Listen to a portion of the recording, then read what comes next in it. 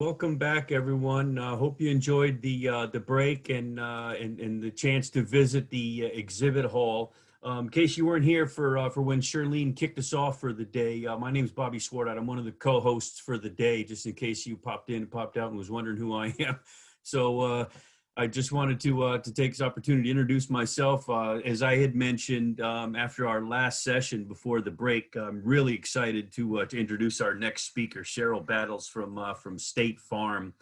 Sheryl's currently the Vice President of Global Diversity, Inclusion, and Engagement for Pitney Bowes. And in this role, she combines extensive communications expertise and her deep understanding of the company's strategy. And as you'll clearly see, her passion for leveraging the intersection of diversity, inclusion, and engagement to help drive business results and individual growth. And she also leads, kind of unique, she co-leads the company's return to office strategy and is a member of its COVID management team. She's going to be talking to us today about workplace well-being, a fantastic topic for the situation that we're in now. And she's going to be discussing the rising responsibilities of employers to support mental health. I'm looking forward to a fantastic discussion. So everybody, please join me in welcoming Sheryl Battles. Sheryl, go ahead, take it away. Thank you so much, Bobby. And it is definitely a pleasure to be with you. Just want everyone to know that I'm actually with Pitney Bowes and not State Farm. Two things to remember. First, I'm going to go through about half of the presentation with no slides. And then at the end, I'll put up a few visuals just to keep it interesting. And secondly, I'm going to start with my conclusion. So the question is, do employers have a responsibility to support mental health? And I would say, no, it's not a responsibility. It's an opportunity to create an inclusive culture in which employees are safe to be who they are, have an opportunity to be their best, and enable the company to be its best. I love to tell stories. And there was once a minister who was asked, why is it that you always turn and literally preach to the choir? The minister smiled and responded, it's simple, he said. I need them to sing. So when it comes to employers supporting mental health, I think that today I'm probably preaching to the choir. And that is good news, because we all need to be singing from the same song sheet about the criticality of mental well-being. For us at Pitney Bowes, our support of mental wellness is part of an employee's ability to optimize their overall wellness, to bring their whole self to work, and to be engaged in their own success and ours. One of the things, as Bobby mentioned, that I have the privilege of leading, in addition to global diversity and inclusion, is employee engagement. And simply put, we think about engagement as the relationship between the employee and the company. And we try to assess whether there is a connection to the company and are employees invested in its success. Do employees have the tools and the authority to meaningfully contribute to that success? And do they have the will and the energy to make it happen? In a time before COVID, and I know if you're like me, and also a sci-fi fan, that sounds like in a galaxy far, far away, long, long ago. But when airline travel was certainly more common, we were all familiar with the pre-takeoff instruction to put on your oxygen mask first, if needed, and then assist others. A focus on mental wellness by organizations is the equivalent of making sure that our employees put on their oxygen mask first. Because employees can't really optimally take care of all of our stakeholders, take care of our clients, execute our strategies, work together, or deliver innovation if they are under mental duress without support. So we believe an organizational support for mental well-being is also part of a comprehensive approach to diversity and inclusion. At Pitney Bowes, we like to talk about diversity being our reality, with a workforce that's 43% female, 49% people of color, and where 44 languages are spoken. We believe that we perform better because of the rich mosaic of differences and talents that make us who we are. And so that's why we are on this ongoing journey to reflect the markets and communities that we serve. We first articulated some of these ideas in writing of wanting to be intentionally diverse and inclusive in 1942, 22 years before the historic Civil Rights Act of 1964. And I'm pleased to note that our CEO and head of HR provided testimony in 1964 in support of the passage of the Civil Rights Act before the U.S. Senate subcommittee. I share this not to boast, though we are understandably proud of our legacy and proud of the progress that we've made. But we know, like all of us, we have much more work to do. The duration of our journey merely provides some important context for the way forward. So as we continue to strive to maintain and expand an inclusive culture in which everyone feels valued, respected, and safe, and they have the opportunities to have their voices heard, their skills developed, and do work that matters. Some people sum that sentiment up as bringing your whole self to work. And the ability to talk about mental wellness and seek help when needed is an important part of an employee's whole self that none of us can afford to ignore in the 21st century. It goes to the heart of creating safe spaces in which employees can be fully who they are, which is the only way that we as an organization can be fully who we are. One of my favorite quotes is that the future is already here. It is just unevenly distributed. In that vein, this discussion about employer support of mental wellness is one that was already happening. What the pandemic has done, however, is illuminated the need and accelerated the speed with which organizations have to deal with this important reality. This is very similar to how the pandemic really brought remote or flexible work into everyone's conscious on a scale that had not previously occurred. Pitney Bowes has a long history of seeking innovation in overall employee wellness. We have offered a variety of physical, financial, and mental well-being programs for years, but we had not consistently promoted well-being in the same manner as the other two. So in November of 2019, just last year, we created a cross-functional team to think about ways to highlight the importance of mental wellness and articulate our holistic approach of physical, financial, and mental wellness. And so as we started fleshing out our strategic intent for this undertaking, we landed on several objectives. Okay, first slide, please.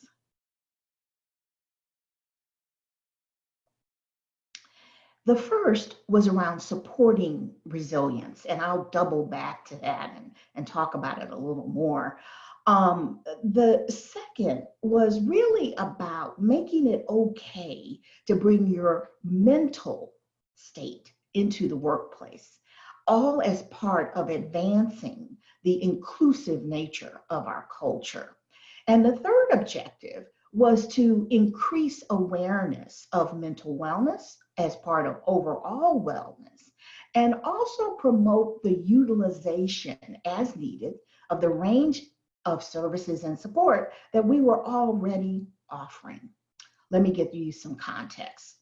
We started this process in November 2019 to make sure we were providing appropriate support for the resilience of our workforce.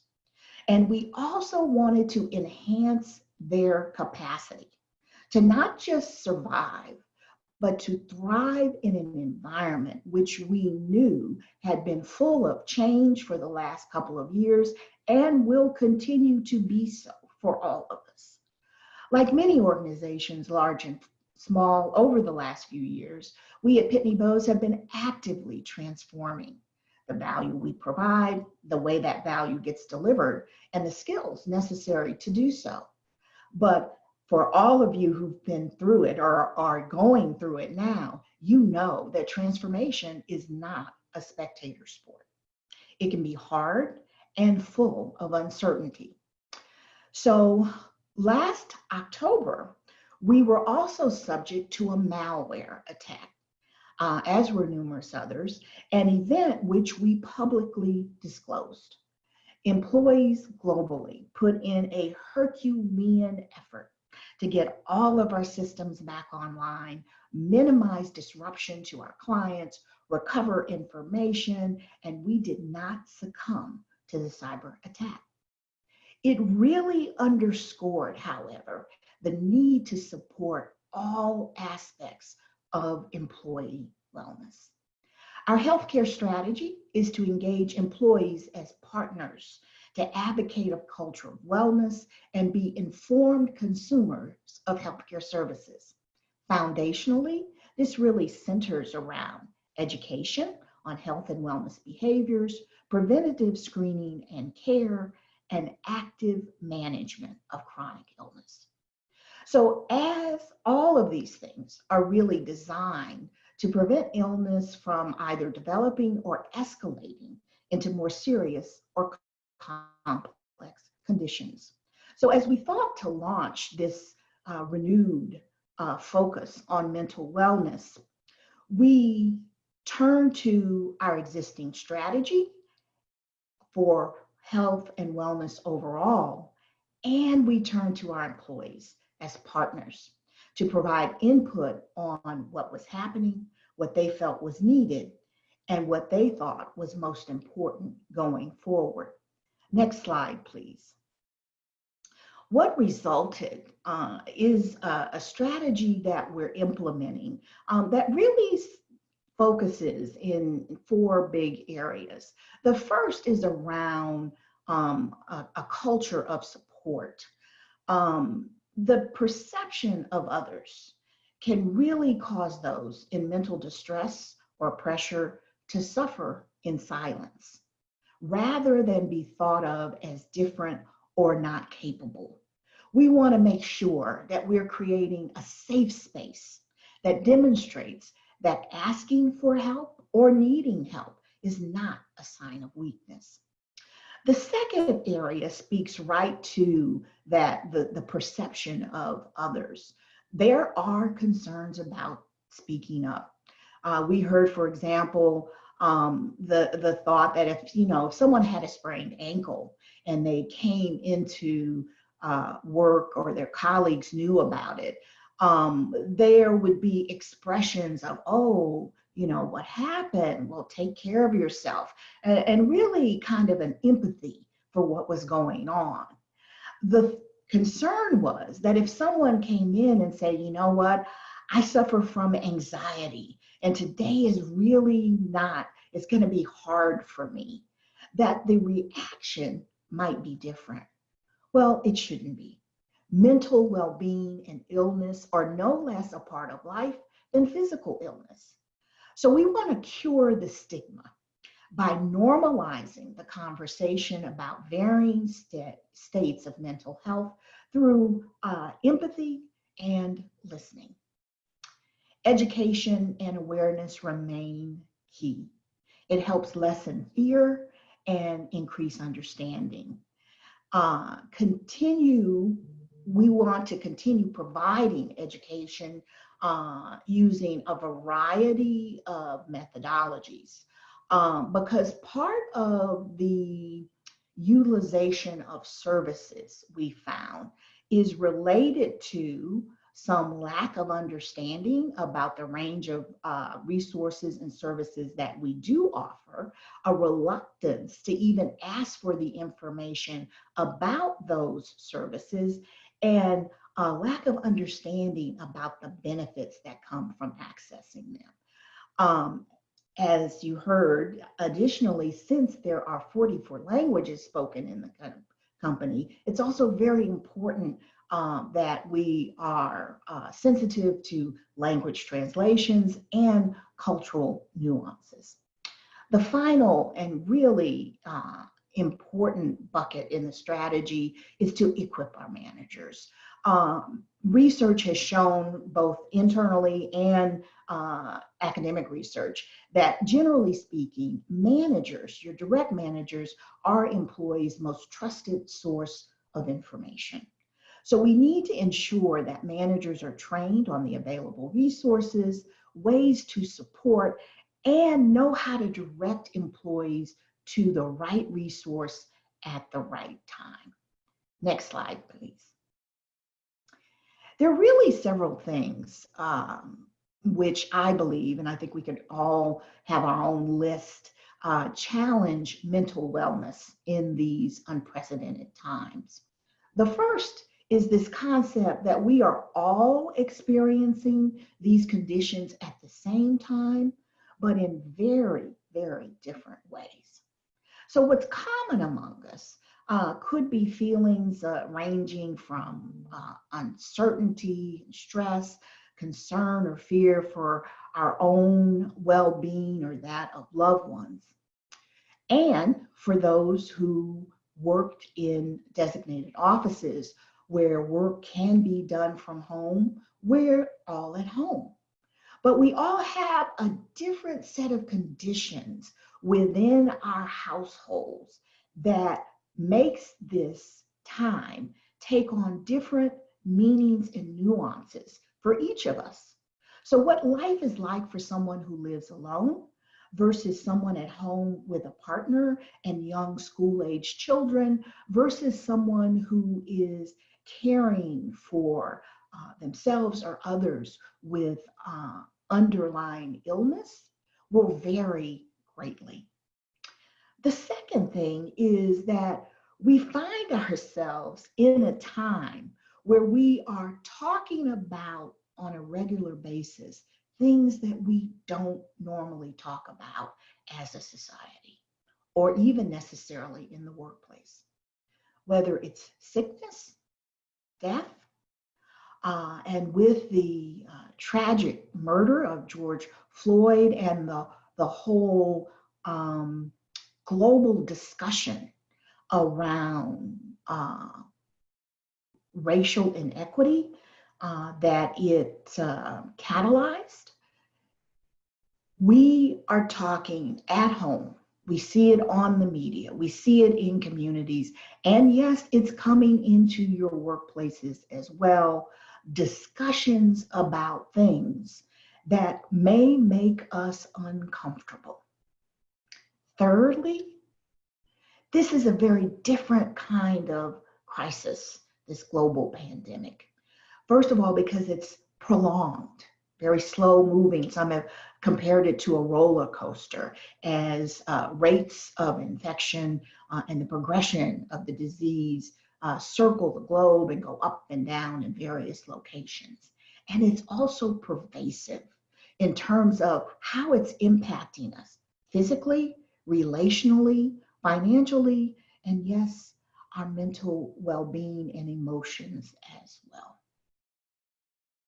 There's also this general sense of loss that all of us either will feel or are feeling to various degrees.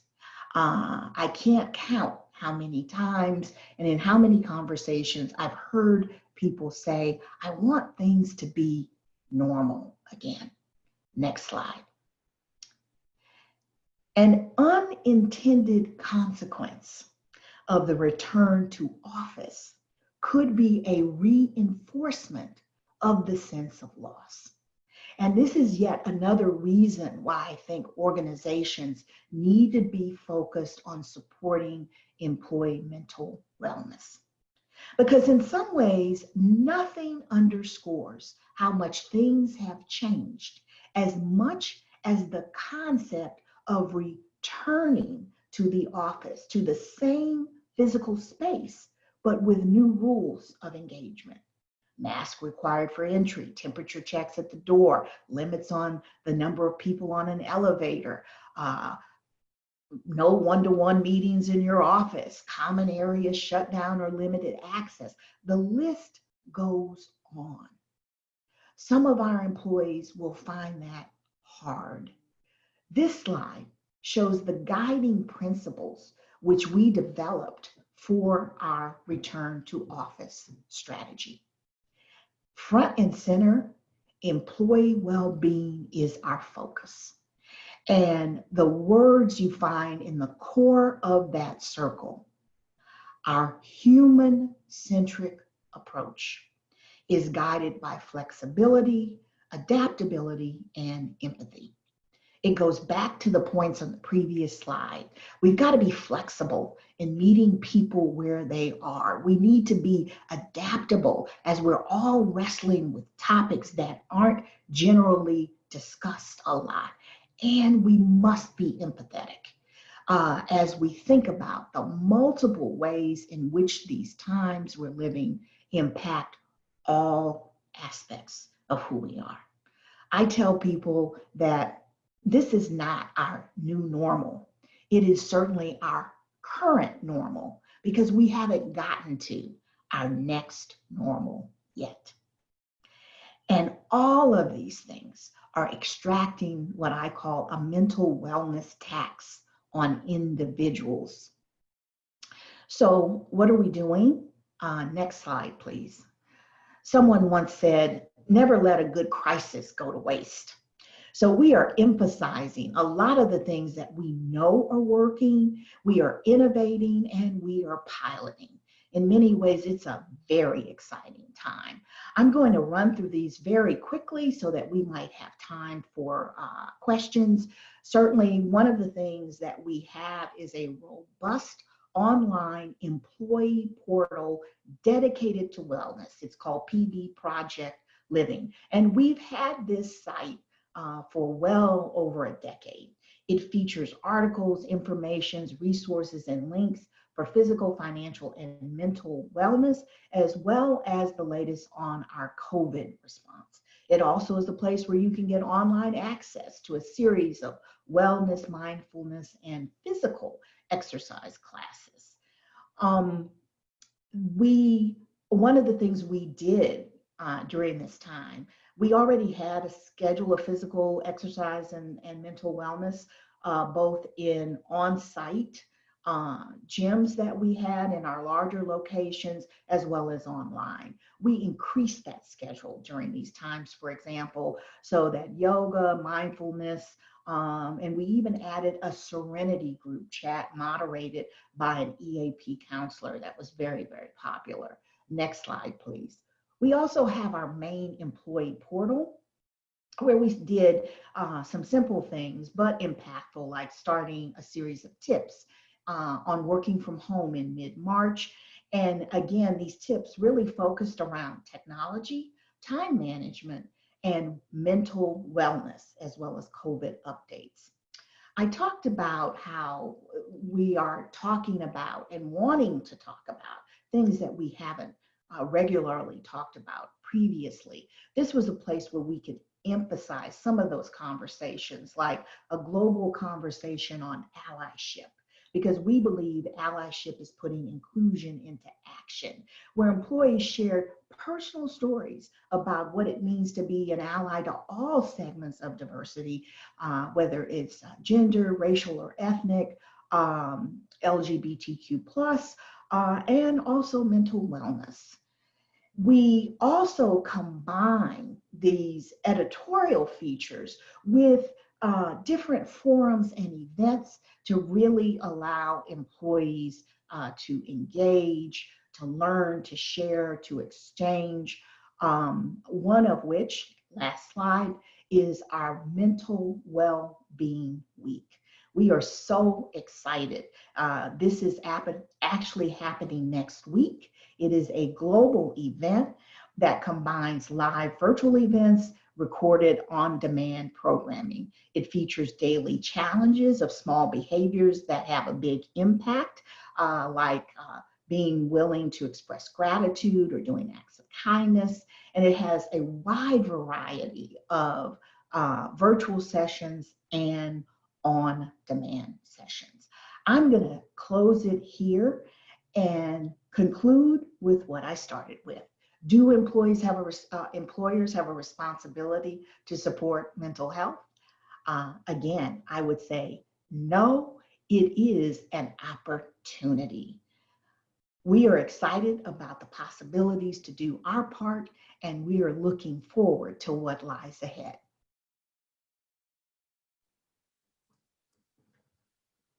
Okay, thanks, Cheryl. Love the information as usual and as expected. Just have time for a few questions if you do.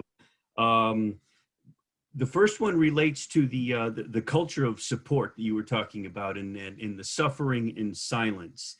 I'm not sure if you really address this or not, but has creating the safe space been significantly more difficult for those that might have to be working remotely right now, or has that been a pretty smooth transition for you? That's a great question. It's important to have these safe spaces, both virtually and physically.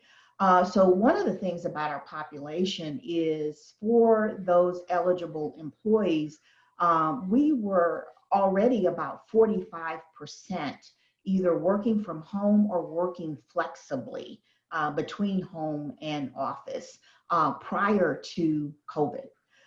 So we've been focused on using technology to create those virtual spaces and conversations for a while. We've been able to do that. It does take trust.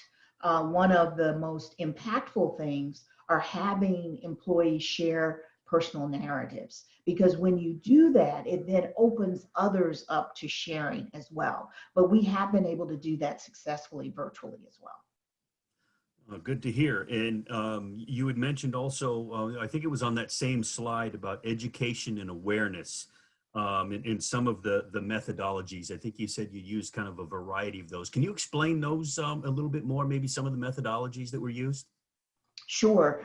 So the gatherings, in many respects, from one-to-one conversations to larger global events, we've used a variety of things. So we've had leaders hold conversations with their specific team, for example, about what was going on, how they're feeling.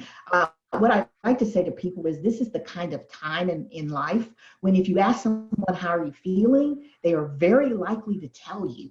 And you need to be willing and opening to listening. It's no longer this perfunctory exchange. And so we found that people are free just to talk, if you will. And so we have used both team gatherings as well as large global webinars, like some of the things that are going to be broadcast next week, either using internal or external experts, but really incorporating employees and their stories, and in a format like this where you use chat, where people can interact and ask questions with the panelists. Yeah, absolutely. And I think we've talked about a lot of the mental health perspectives here and the focus on emotional well-being. I think kind of circling back a little bit, where does a company start a mental health perspective? We start at the beginning, right? I think it starts by talking to your employees, quite frankly. That was one of the things we really wanted to assess when we started this work back in November. Was there really any hesitancy to talk about mental wellness? Were people really feeling that there was some stigma or that there were some barriers? So really starting by getting some input from employees on what's happening and what they think is important is really a great place to start. You then think about how it integrates with your current health and wellness strategy. Think about what you're currently offering relative to mental wellness. And then from that, identify your strategic intent and then the highest value or the biggest impact area. We know, for instance, that working parents is an area that really is something where our employees want us to focus. And so since we've started this initiative, we have started a working parent support group. We have some online forums for working parents. We've got a lot of tips and techniques. So, you know, as you think through it and get that feedback and think about your strategic intent, think about how you can make the most impact.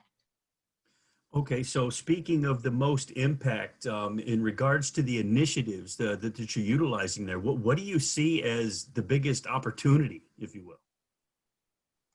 I think the opportunity is really to think differently about how you approach wellness holistically and about the role that mental wellness plays in it.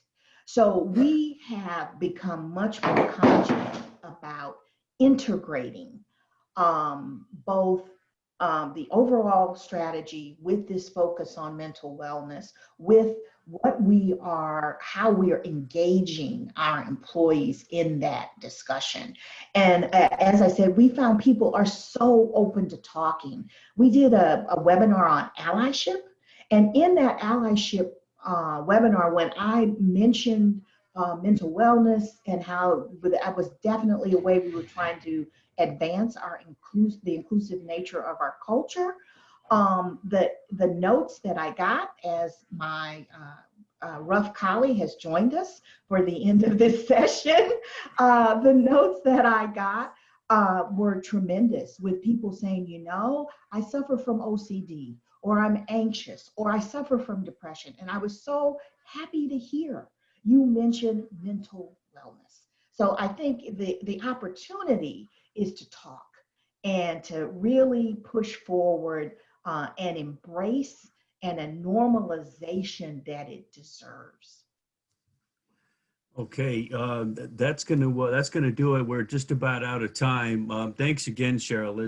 As I was anticipating, that was some fantastic information. Love the takeaways about how employers and HR leaders in general can support the mental health and really prioritize the emotional well-being. I think that's been lacking in the past, even currently now. And I think you guys are clearly a step ahead when it comes to that, particularly with your mental well-being week here. So looking forward to hearing what that's all about. And thank you so much again for joining us today, Cheryl.